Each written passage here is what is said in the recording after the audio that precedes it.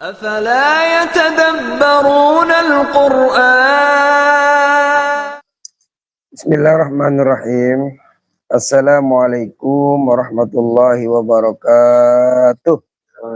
A'udzu billahi minasyaitonir rajim. Bismillahirrahmanirrahim. Asyhadu an la ilaha illallah wa asyhadu anna Muhammadar Rasulullah. Astaghfirullahaladzim, astaghfirullahaladzim, astaghfirullahaladzim. La haula wa la quwata illa billahil aliyyil azim.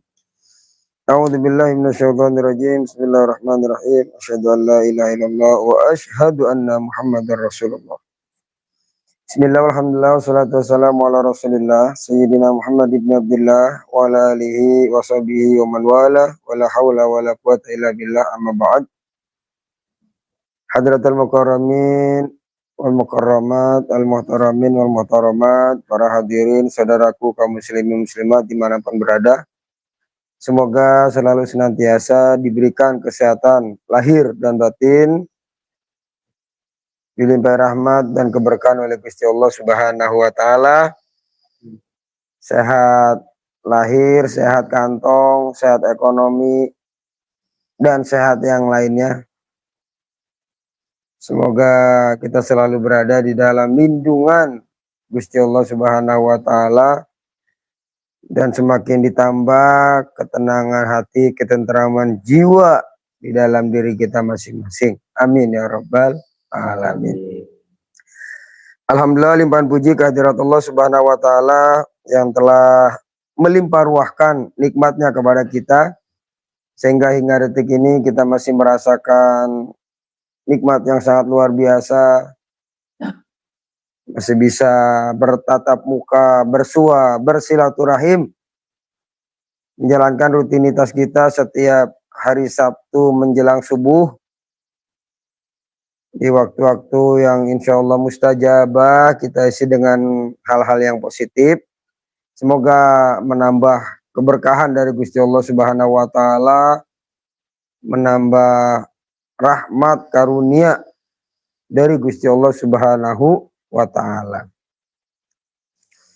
Salawat beserta salam senantiasa tercurah keharibaan junjungan kita, Nabi besar kita, Sayyidul Anbiya wal Mursalin, wa jalul asfiya wa akramul habaib. Beliaulah baginda Rasulullah sallallahu alaihi wasallam, Sayyidina Muhammad bin Abdullah, yang semoga kita semua dapat menjalankan sunnah-sunnah beliau dan kelak mendapatkan syafaatul uzma di yaumil akhirah nanti. Amin ya rabbal alamin.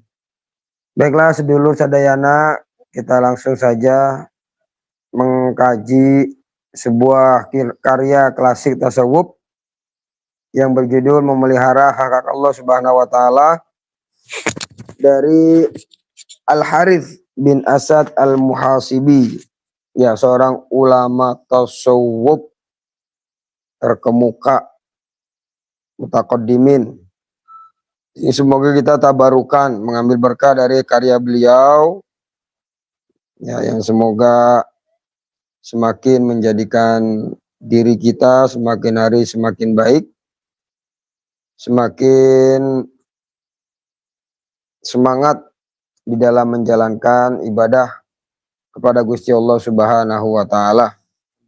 Baik, seperti biasa kita random bukanya. Bismillahirrahmanirrahim. Ini pembahasan tentang motivasi bertobat dan meninggalkan keterus-menerusan dalam dosa. Motivasi bertobat dan meninggalkan keterus-menerusan dalam dosa. Baik, saya akan bacakan, tolong disimak semuanya dengan cara seksama dan dalam tempo yang sesingkat-singkatnya. Bismillahirrahmanirrahim. Saya bertanya, apa yang bisa memotivasi seorang hamba untuk bertobat dan meninggalkan keterus-menerusan dalam dosa? Dia menjawab, hal yang bisa digunakan untuk mengudar belenggu hatinya dalam keterus-menerusan berbuat berdosa dan memindahkannya dari kesalahan dan dosanya adalah khauf, takut, dan roja, berharap kepada Tuhannya. Sesungguhnya Allah Subhanahu wa taala telah melarangnya dari hal-hal yang disukai oleh hatinya, oleh nafsunya, digandrungi oleh nafsunya. Lalu dia jadikan hal itu cocok dan ringan dengan watak manusia dan enak untuk dilakukan. Neraka itu dikelilingi oleh sesuatu yang menggiurkan. Hadis tersebut mengabarkan bahwa perbuatan yang menyebabkan pelakunya masuk neraka digandrungi oleh nafsu. Berkaitan dengan hadis ini, Ibnu Mas'ud rahimahullah mengatakan, barang siapa mengintip sebuah tabir, tentu dia akan jatuh ke dalam perkara yang ada di baliknya. Maksudnya, barang siapa melakukan syahwat yang diharamkan, tentu dia akan terjerumus ke dalam neraka. Orang yang tidak mengintip sebuah tabir, tentu antara dia dan neraka akan ada tabir dan penghalang, sehingga dia tidak akan masuk ke dalamnya. Dan barang siapa tidak mengintip tabir neraka, tentu tempat kembalinya adalah surga dengan mendapat rahmat Allah Azza wa Jal. Seperti itu Allah Subhanahu wa taala berfirman, dan adapun orang-orang yang takut kepada kebesaran Tuhannya dan menahan diri dari keinginan hawa nafsunya, maka sesungguhnya surgalah tempat tinggalnya. Wa amma man khafa maqama rabbih wa nahan nafsa 'anil hawa fa innal jannata hiyal ma'wa. Senada itu Nabi SAW bersabda, sesungguhnya Allah yang Maha Suci lagi Maha Luhur telah menciptakan neraka. Lalu dia berfirman kepada Jibril, pergi dan lihatlah neraka itu. Maka Jibril pergi dan melihat neraka itu. Jibril berkata, demi keagunganmu tidak ada seorang pun yang mendengarnya. Lalu dia akan masuk ke dalamnya. Kemudian Allah mengelilingi neraka itu dengan syahwat, hawa nafsu. Lalu dia berfirman lagi kepada Jibril, pergi dan lihatlah ke dalamnya. Maka Jibril pun pergi dan melihat ke dalamnya neraka. Kemudian dia berkata, demi keagunganmu, aku merasa khawatir kalau tidak ada seorang pun yang tidak akan masuk ke dalam neraka. Begitupun juga Allah telah menciptakan surga. Kemudian dia berfirman kepada Jibril. Kemudian dia berkata, demi keagunganmu tidak ada seorang pun yang mendengarnya kecuali dia mau masuk ke dalamnya. Lalu Allah mengelilingi surga itu dengan hal-hal yang tidak menyenangkan. Kemudian dia berfirman lagi kepada Jibril, pergi dan lihatlah ke dalamnya. Maka Jibril pun pergi dan melihatnya. Kemudian dia berkata, demi keagunganmu, aku sungguh-sungguh khawatir tidak ada seorang pun yang masuk ke dalamnya. Jadi barang siapa meninggalkan apa yang diinginkan hatinya dan disenangi oleh nafsunya dari hal-hal yang tidak disukai oleh Tuhannya, berarti dia benar-benar telah terhalangi dari neraka dan berhak mendapatkan tempat bersanding di sisi Allah, yaitu surga. Ya, itu pembahasan kita pada kesempatan kali ini. Para sedulur sadayana, para hadirin wal hadirat, ya, tentang motivasi bertaubat. Silakan yang mau komentar atau yang lainnya dan lain sebagainya. Kita santai aja, ongko-ongko menjelang subuh.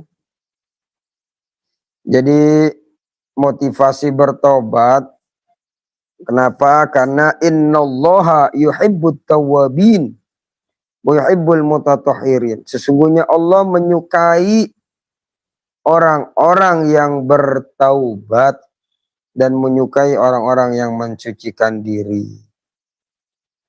Orang yang bertaubat adalah orang yang sudah terlanjur berbuat maksiat dan dosa, lalu dia kembali.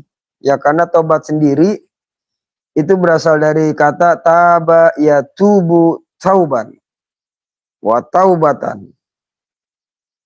Artinya kembali kemana? Kembali kepada kasih sayangnya Allah, kembali kepada jalannya Gusti Allah Subhanahu wa taala, kembali kepada jalan keselamatan yang telah digariskan oleh Gusti Allah Subhanahu wa Ta'ala melalui syariatnya. Luar biasa orang-orang yang kembali kepada Allah, yang bertaubat, ini banyak kisahnya. Ya, orang-orang yang awalnya terjerumus dalam dosa dan kemaksiatan, tapi lalu dia mau bertobat kepada Gusti Allah dengan taubatan nasuha, maka Allah Subhanahu wa Ta'ala benar-benar menjaganya, benar-benar melindunginya dari perbuatan dosa, sehingga kembali kepada Allah atau meninggal dalam keadaan husnul khotimah. Banyaklah kisah-kisah masyhur, cerita-cerita yang sudah sering mungkin kita dengar dari orang-orang yang dahulunya ahli maksiat, tapi dia mau bertobat sehingga akhir hayat yang kita idam-idamkan, kita impi-impikan, yaitu husnul khotimah, dia dapatkan. Ya, seperti kisah pembunuh yang sudah membunuh 99 orang, udah dibunuh sama dia. Lalu dia bertanya, wahai orang yang paham, rohiblah, saya mau tobat, saya sudah membunuh 99 orang, apakah tobat saya bisa diterima? Lalu si rohib menjawab, ribet, udah kebanyakan, satu aja dosanya gede banget, ini 99, udah susah. Pembunuh digituin kan, wah, cari masalah, akhirnya yang ditanya dibunuh pisan sekalian. Akhirnya genep jadi cepet, ya, genep 100.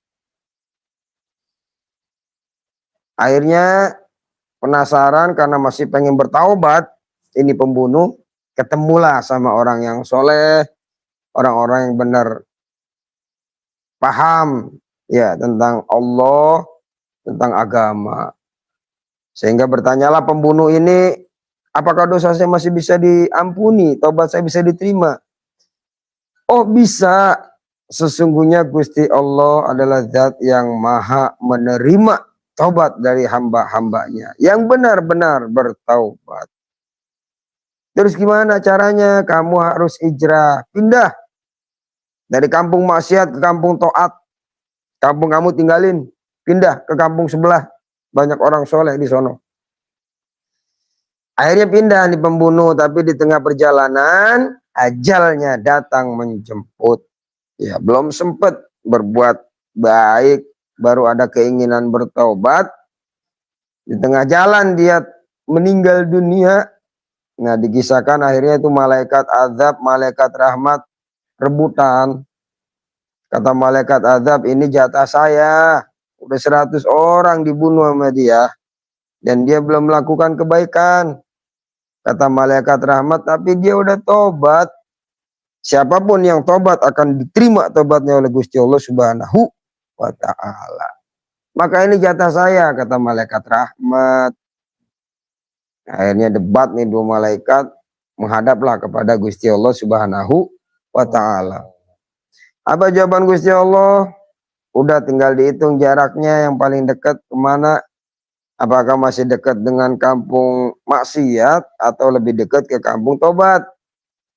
Ya, setelah diukur ternyata lebih dekat dengan kampung taat. Ya, lebih dekat dengan kampung taat itu meninggalnya. Sehingga karena rahmatnya Gusti Allah sangat amat luas dan tidak terbatas, pembunuh ini dimasukkan ke golongan orang yang bertobat dan berakhir hidupnya dalam keadaan husnul khotimah.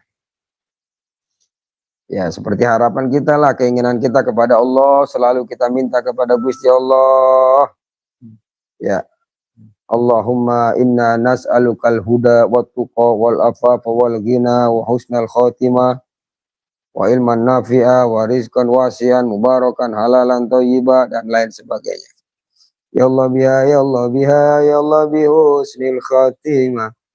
Ya Allah biha, ya Allah biha, ya Allah bi husnil khotimah. Gitu. Ya, mudah-mudahan para pendengar, para penyimak, para hadirin yang hadir di waktu mustajabah ini, kita memohon kepada Gusti Allah agar kita semua diwafatkan, diakhirkan hayat kita dalam keadaan husnul khotimah. Amin ya rabbal alamin.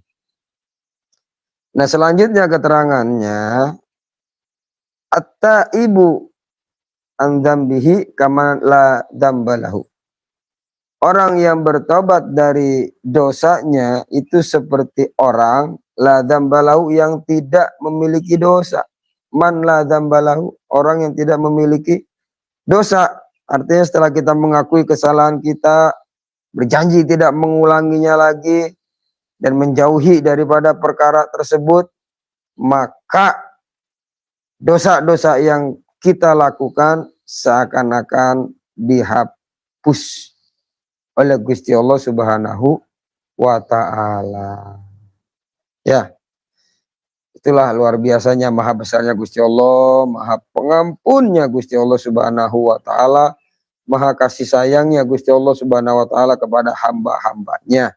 Maka jangan putus asa kita dari rahmatnya Gusti Allah, dari ampunannya Gusti Allah Subhanahu wa ta'ala, kendati pun kita masih sering maksiat, masih sering melakukan dosa misalnya. Terus kita senantiasa khauf, takut dan roja mengharap akan ampunan rahmat Gusti Allah Subhanahu wa ta'ala. Assalamualaikum Pak Ustadz. Waalaikumsalam warahmatullahi wabarakatuh. Ya, ada yang nanya, silakan. Pak Ustadz suka musik nggak? Wih, Musik haram nggak Pak Ustadz? waduh, ini bab tobat nggak pakai musik-musik bro. Saya suka musik bro. Ya, saya suka musik, suka dengerin musik. Suka. Musik haram apa enggak? Tergantung. Musik, hakikatnya musik enggak haram. Enggak ada hukumnya musik, enggak musik. Kalau musyrik iya. Musik yang diharamkan adalah musik yang dapat melalaikan kita daripada Allah Subhanahu wa ta'ala, yang di dalamnya mungkin ada hal-hal yang justru menjauhkan kita dari rahmatnya Gusti Allah dan lain sebagainya. Tapi kalau semata-matanya sebagai hiburan, lagu-lagu, musik, ini musik apa lagu nih? Sama aja. Sama aja ya. Terkadang dengan lagu itu hati kita tersentuh kok. Lagu doang kalau nggak ada musiknya nggak enak didengar. Ada lagu, ada musik, apalagi liriknya dalam, maknanya itu menyentuh di kolbu kita. Bahkan bisa kita sambil nangis dengerin itu lagu, sambil nangis. Tuh, saking syahdunya itu lagu. Jadi yang mengharamkan musik orang nggak ada kerjaan, nggak suka seni. Kanjeng Nabi ketika datang ke kota Madinah hijrah, itu disambutnya pakai apa? Nah, pakai musik Rabbana. Tola'al badru alaina. Tuh. Ada emang yang gak suka musik, siapa? Sayyidina Umar bin Khattab. Itu kalau ada orang main Rabbana, dia cak-cak sama dia. Pergi, jangan main di sini. Tuh. Cuma bukan berarti diharamkan. Buktinya Kanjeng Nabi membiarkan. Sayyidina Abu Bakar membiarkan. Tidak melarang, bahkan ikut mendengarkan. Jadi nggak ada hukum asal daripada musik itu haram. Sedih kalau haram musik diharamin. Kebanyakan orang yang mengharamkan musik tuh mukanya serius, cemberut mulu nih. Alis sama alis jadi satu, mulut ke depan. Ya. Karena terlalu serius dia dalam agama. Ini haram, ini haram. Wah, jangan diikutin. Stres nih. Betul ya? Stres nggak penonton? Ya intinya begitulah. Ya boleh mendengarkan musik, asal jangan melalaikan. Artinya kita saking asiknya dengerin musik, dengerin lagu, bermain musik misalnya, sampai terlewati waktu sholat kita, sampai kita nggak sholat, sampai kita nggak ibadah misalnya. Itu yang diharamkan. Dosa nggak kelihatan, iya nggak kelihatan. Kalau kelihatan, wah saya nggak berani tampil di kamera ini. Jadi takut dosa boleh, tapi nanggung. Nanggungnya apa? Takutnya langsung aja kepada Gusti Allah Subhanahu wa ta'ala. Ya, khauf. Makanya tadi pembahasan kita bab khauf, Ada maksiat dosa yang sering kita perbuat kontinuitas apa namanya? Pokoknya setiap hari pokoknya kita terbelenggu dengan dosa itulah. Misalnya main slot, kalau udah main slot kan susah ninggalinya ya katanya. Apalagi lah dosa-dosa yang lain dah, misalnya susah ninggalinnya. Gimana caranya? Ketika ada rasa takut yang mengguncang jiwa, menggetarkan hati, itu yang dapat memberhentikan kita dari kemaksiatan yang kita lakukan terus-menerus. Dan ada roja, harapan kepada Gusti Allah Subhanahu wa Ta'ala. Ini menurut buku yang tadi kita baca. Ya, menurut buku yang kita baca, emang berat karena nafsu, mengikuti hawa nafsu itu enak. Ya, penonton, bener nggak? Ngikutin hawa nafsu itu nikmat. Buktinya apa? Kita jalan sama pacar sama jalan sama istri bedanya jauh. Bukan curhat ini mah. Ya, jalan sama pacar tuh kayaknya nikmat banget. Kenapa? Karena nafsu ikut ambil bagian ketika itu. Makanya rasanya nikmat. Ketika udah jadi istri, nafsu kalah. Ya nggak ikut ambil bagian lagi dia. Karena dia senangnya yang jelek-jelek, yang buruk-buruk. Udah jadi istri, udah. Gitu. Makanya dijelaskan yang tadi saya baca, khifatil jannah bil makarih wa khifatin nar bisyahawat. Jalan menuju surga itu ditaburi, dihiasi dengan perkara-perkara yang enggak kita suka, perkara-perkara yang kita benci, ya, perkara-perkara yang tidak diinginkan oleh hawa nafsu, itu jalan menuju surga. Ya, ngaji, coba lihat kalau ada pengajian di mana-mana, ya mungkin sebagian tempat sepi, nafsu nggak seneng diajak ngaji, malam qiyamul lail, resepnya senengnya nikmatnya tidur, nafsu nggak seneng diajak qiyamul lail. Pokoknya yang baik-baik itu nafsu nggak seneng, berat makanya kita ngelakuinnya. Ya, makanya luar biasa tadi yang tadi kita baca juga, wa nahan nafsa 'anil hawa fa innal jannata hiyal ma'wa. Tapi siapa yang bisa menahan hawa nafsu, mengendalikan hawa nafsu, pahalanya adalah surga. Balasannya adalah surga, karena berat. Begitu. Ya, kurang lebih seperti itu.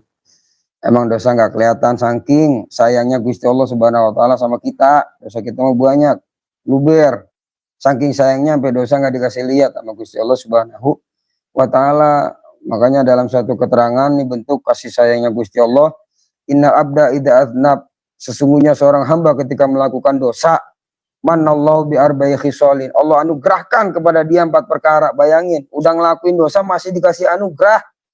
Oh, kalau gitu saya ngelakuin dosa aja biar dapat anugerah. Ya enggak juga. Ini bentuk kasih sayangnya Gusti Allah Subhanahu wa Ta'ala. Ini ada dalam kitab Nasaihul Ibad yang disusun oleh Syekh Muhammad Nawawi bin Umar Al-Jawi. Ada di situ di halaman berapa, baris keberapa itu saya nggak tahu, cari sendiri. Yang pertama apa? La yuhjibu anhur rizqo. Allah nggak halangi rizkinya. Ya bagian dia nggak pernah sholat, bagian dia maksiat, tetap Allah kasih rezeki.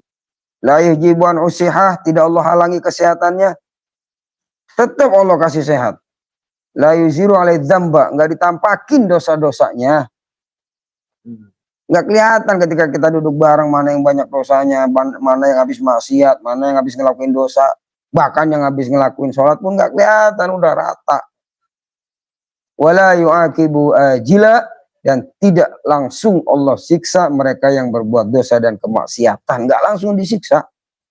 Mungkin suatu saat dia mau tobat, mungkin suatu saat dia mau menyesali perbuatannya, sehingga kembali lagi kepada Gusti Allah Subhanahu wa Ta'ala. Tuh.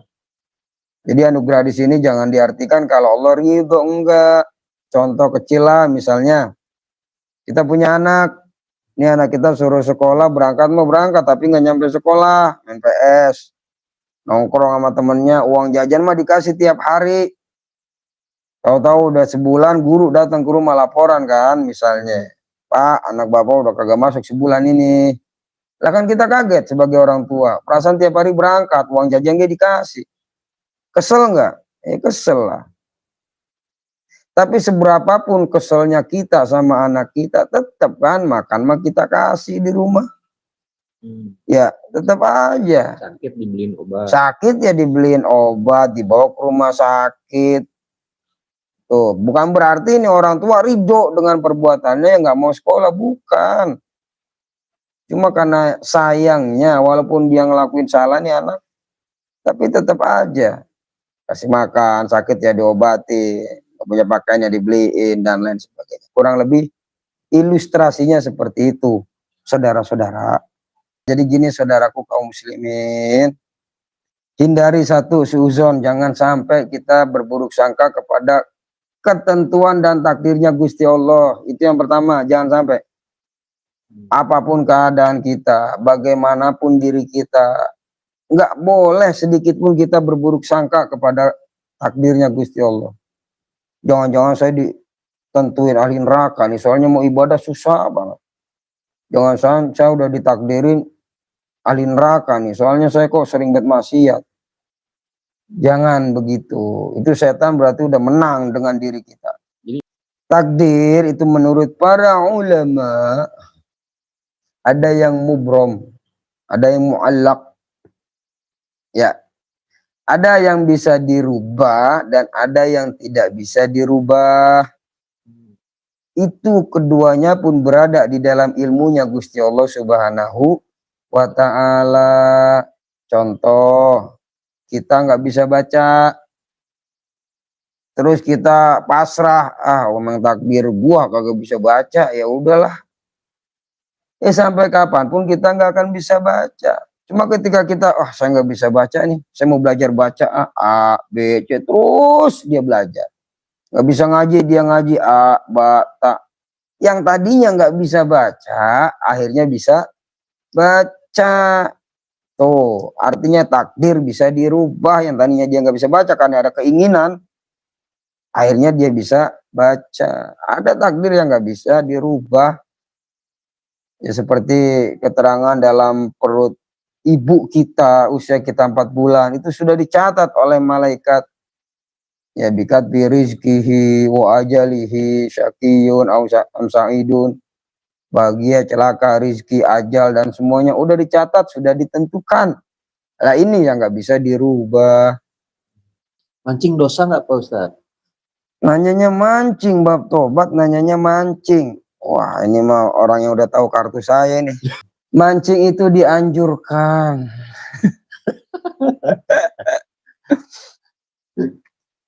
Ya, mancing itu dianjurkan. Jadi untuk menghukumi suatu subjek itu harus dilihat dulu manfaat mudorotnya, baik buruknya, itu baru bisa kita hukumi.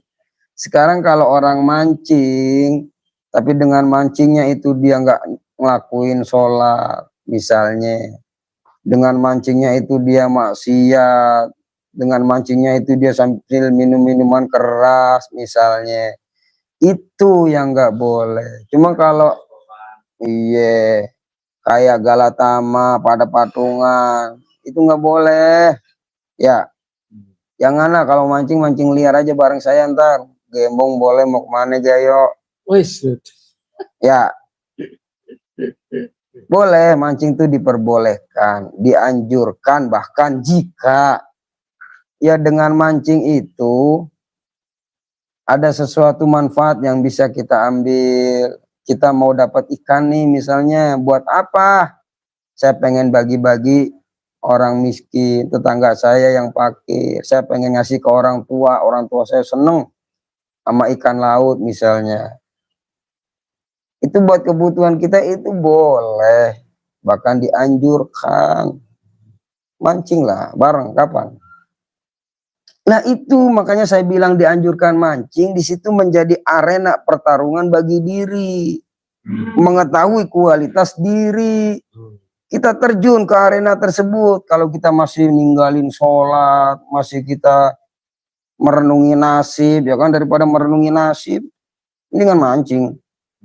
Kalau masih begitu berarti diri kita masih kalah, berarti diri kita masih Kalau mancing tengah laut susah sholatnya gimana tuh Pak Ustadz? mancing tengah laut susah, kata siapa? Air laut tuh sah, suci, dipakai buat wudhu tuh Oh suci. bisa. Bisa lah, wa ma'ul bahri, wa ma'ul aini, wa ma'ul nahri, suci boleh. Tengah laut di kapal nih, udah tinggal nyerok wudhu. Alasan baik. Udah tinggal wudhu. Lah arahnya gimana kalau nggak tahu arah kiblat? Di HP udah ada aplikasi. Nggak punya HP, misalnya HP-nya mati, gimana caranya? Nanya sama yang punya perahu. Yang punya perahu nggak sholat juga, ijtihad.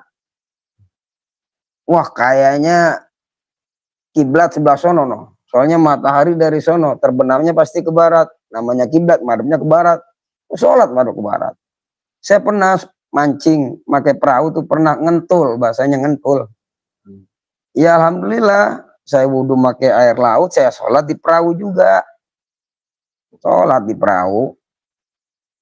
Kalau misalkan bajunya kotor gimana Pak Ustadz? Kotor belum tentu najis, Bung. Lu nyari alasan be.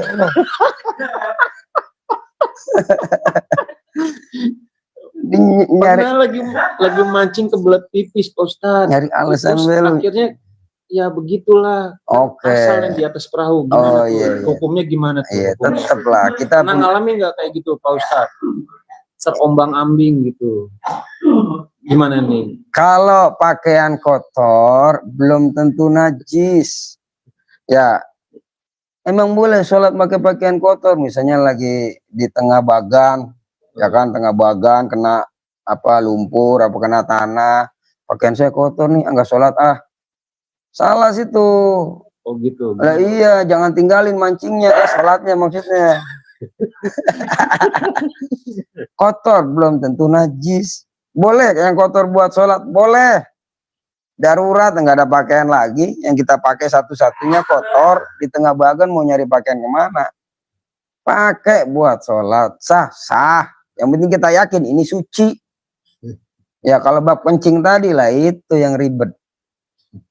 Ya kalau kencing ya istinjanya, ceboknya ya kudu bener, jangan sampai tanah kita kepercikan air kencing. Nah kalau udah najis sudah nggak bisa buat sholat. Makanya kalau emang bener-bener niat, bawa kain, bawa sarung. Ya saya pernah mancing ke bagan tuh bawa peci, bawa sarung, baju koko. Lengkap. Iya, baju koko, sarung, peci, ke tengah bagan mancing, itu saya bawa. Ya kalau sewaktu-waktu kena najis ini, kita pakai sarung yang kita bawa. Gitu, jangan nyari alasan baik biar kagak mancing, jangan. Tetap mancing. Ini bab tobat nggak pakai mancing, maksudnya saya suruh tobat mancing apa gimana ini? Jadi hawa nafsu yang menjauhkan kita dari ibadah. Ya, menjauhkan kita dari ibadah. Kalau mancing mah hobi, kalau mancing nggak boleh, main bola nggak boleh. Ya, apalagi main catur nggak boleh. Jalan-jalan pagi nggak boleh. Kan hobi. Ya, patokannya itulah. Jadi patokannya nafsu itu ketika keinginan itu bertentangan dengan ridhonya Gusti Allah Subhanahu wa ta'ala, itu yang dilarang. Keinginan kita kan macam-macam. Nah yang membedakan itu ketika ada keinginan yang bertentangan dengan ridhonya Gusti Allah, itu nafsu. Tapi kalau keinginan yang justru dapat menurunkan rahmatnya Gusti Allah, itu rahmat. Sawabikul himam la tukhriku aswarul aqdar. Keinginan kita, harapan kita, cita-cita kita itu tidak akan pernah dapat merobek takdir, pagar ketentuan Gusti Allah Subhanahu wa ta'ala. Apa yang terjadi ini sudah digariskan dan sudah ditetapkan oleh Gusti Allah. Tugas kita cuma ridho menerima ketentuannya, ridho menerima ketetapannya, ridho menerima takdirnya. Karena kita hanya sebagai aktor. Skenario Allah yang tulis, sutradaranya Gusti Allah langsung. Tugas kita ridho dengan segala ketentuan dan ketetapan Gusti Allah Subhanahu wa Ta'ala. Itu syara ahli kalam yang bisa saya sampaikan kepada siapa sih yang nanya? Oh yaitu takdir itu ketetapan Gusti Allah Subhanahu wa Ta'ala, termasuk rukun iman yang harus kita imani, bil qadari khairihi wa syarrihi. Takdirnya Gusti Allah yang baik dan buruk semuanya dari Gusti Allah. Al khairu wa syarru bi masyiatillah. Kebaikan keburukan itu semua berada dalam kehendaknya Gusti Allah Subhanahu wa Ta'ala. Bukan berarti ketika kita melakukan kemaksiatan dosa, wah ini mau udah takdirnya Allah, bukan. Lu mabuk mulu loh, ini udah takdirnya Gusti Allah. Salah. Artinya kebaikan keburukan sudah ada, sudah dalam ketentuannya Gusti Allah, tinggal kita milihnya yang mana. Oh, berarti tentang pilihan. Iya, pilihan lah. Ya misalnya nih kayak ruangan inilah ada toiletnya, ada kompornya. Ya kalau kompor dipakai buat main api, main petasan, coba. Yang salah yang bikin kompor apa yang main petasan? Main petasan, ngapain main petasan di dapur, di kompor, kan begitu. Baik buruk memang sudah Allah tentukan, Allah tetapkan. Tapi ketika kita melakukan keburukan, jangan Allah yang disandarkan. Udah Allah tetapin, ini buruk, ini baik, ini kompor, ini kamar mandi. Nih sekarang gini, kita niat mancing. Saya niat mancing, misalnya ke danau atau kemana ya, ke Muara Gembong lah, ke laut. Saya kalau dapat ikan, mau saya kasih ke orang tua saya. Emang orang tua saya itu mesen dan senang sama ikan laut. Beda katanya rasanya sama ikan di pasar. Saya niatin dari awal, saya pengen kalau dapat ikan saya kasih ke orang tua saya. Kira-kira itu niat yang baik atau tidak? Oh, baik. Ketika kita melakukan niat baik, lalu di tengah jalan ajal kita datang, kira-kira bagaimana? Kan begitu. Ya banyak yang mancing di tempat mancing, banyak. Yang penting niat berangkat. Yang penting punya niat baik dulu dari awal. Harus lurus. Lurus. Gitu kan, niat mau belajar, niat mau ngaji, dihitung fisabilillah kan. Sampai ke majelis itu fisabilillah, sampai pulang lagi ke rumah fisabilillah. Berarti kalau niat kita mancing itu ya kurang lebihnya begitulah. Ini temanya tuh tobat, meninggalkan maksiat. Tapi yang nanya pada mancing lah, apalagi tadi itu.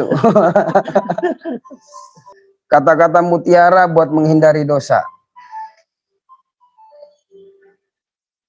Jika dia begitu menyayangiku, maka bagaimana mungkin aku menyakitinya? Cia, itu mutiara apa itu? Oh, gombal. Nyaut be lagi yang lagi tidur.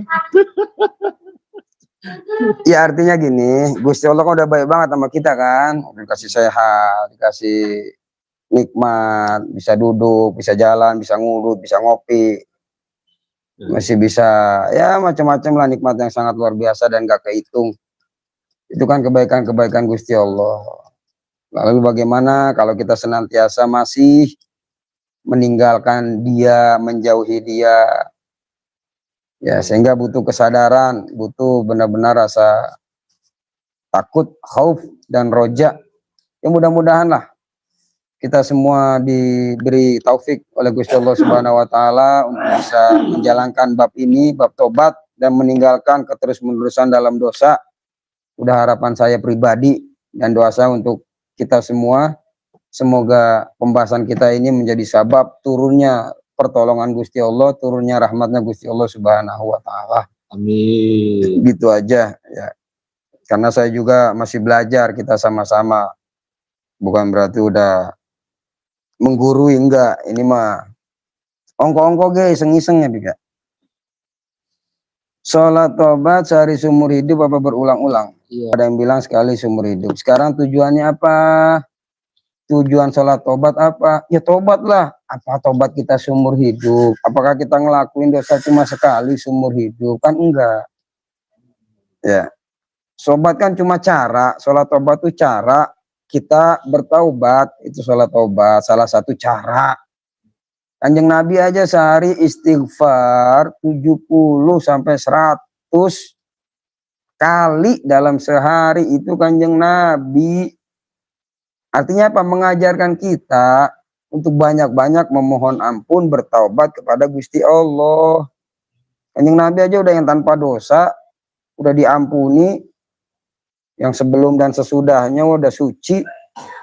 Itu aja masih memohon ampun kepada Gusti Allah sehari 70 sampai 100 kali.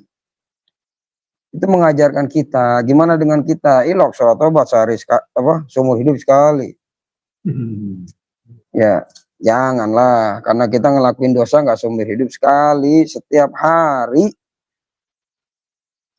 hari berkali-kali kita ngelakuin dosa. Yang kita sadari maupun yang tidak kita sadari, itu harus kita akui. Ya, kita mohonkan ampun kepada Gusti Allah Subhanahu wa Ta'ala. Begitu saudaraku. Kalau sholat yang dilakukan seumur hidup sekali, itu ada namanya sholat tasbih. Bukan sholat tobat, sholat tasbih. Lakukanlah sholat tasbih. Kalau bisa seminggu sekali, nggak bisa sebulan sekali, nggak bisa setahun sekali, nggak bisa juga ya seumur hidup sekali dah, gitu. Itu keterangannya sholat tasbih. Ya, jadi pembahasan kita tentang itulah. Dan dilanjutkan, wa khifatin nar bisyawat. Jalan menuju neraka itu ditaburi, dihiasi dengan perkara-perkara yang sesuai dengan keinginan kita, dengan syahwat kita, dengan harapan kita. Ya kan, ke diskotik, enak, nikmat. Apalagi, cuma ya memang sangat dikhawatirkan. Mancing tuh, ya itu yang dikhawatirkan, ninggalin sholat karena udah penasaran kan, udah asik mancing, sholat nggak dikerjain.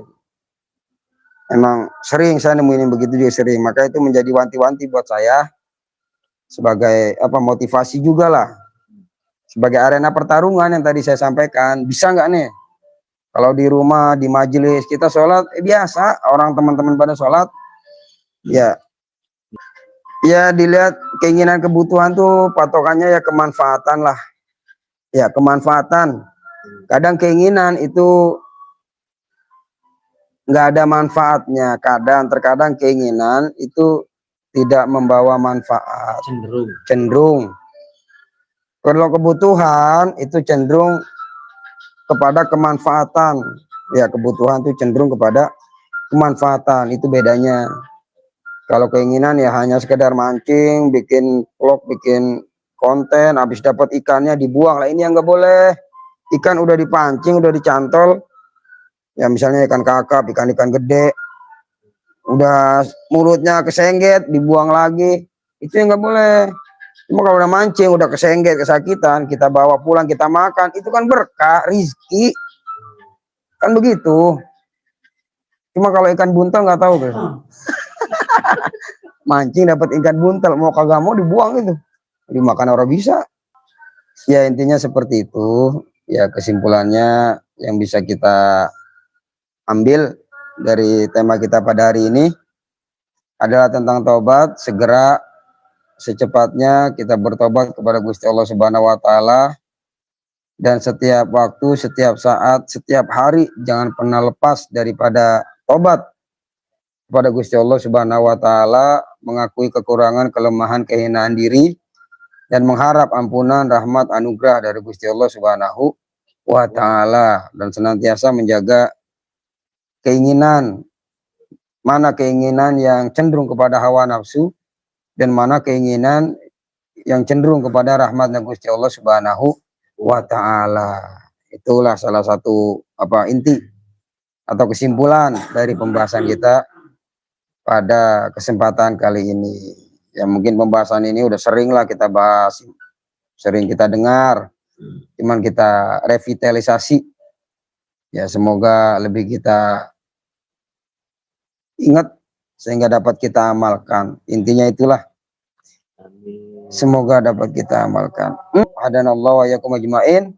Wallahul muwaffiq ila aqwamit thoriq. Wassalamualaikum warahmatullahi wabarakatuh. Waalaikumsalam warahmatullahi wabarakatuh.